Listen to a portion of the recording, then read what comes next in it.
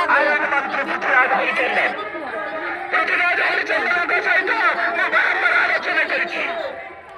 ପୃଥ୍ୱୀରାଜ ହରିଚନ୍ଦନଙ୍କ ପାଖକୁ ଯାଇଛି, ପ୍ରଭାତ ପରିଡ଼ା ମହୋଦୟଙ୍କ ପାଖକୁ ଯାଇଛି, ମନମୋହନ ସାଗରଙ୍କ ପାଖକୁ 10 ଥର ଯାଇଛି।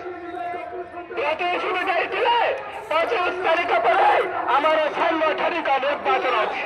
ସାଂଗଠନିକ ନିର୍ବାଚନ ସରିବା ପରେ ଆମେ ଉଜ୍ଜଳା ଦିଦି ମାନଙ୍କର ସମସ୍ୟାର ସମାଧାନ କରିବୁ।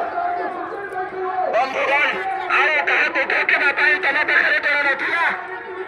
ଯିଏ ତମର ହାତ ପଟେ ଉଜ୍ଜଳା ଗ୍ୟାସକୁ ସମାଧାନ କରିବା ପାଇଁ, ଯିଏ ମା ମାନଙ୍କ ଆଖିରୁ ଲୁହ ଝରାଇବା ପାଇଁ ଯିଏ ଲିଭେଇଥିଲେ ତାଙ୍କୁ ତମେ ପ୍ରତାରଣା କରିବ ଆଉ ପୋଲିସ ଲଗେଇ କହିବ ଉଠିଯାଅ। ତମର ଏତେ ଦାମ ଅଛି?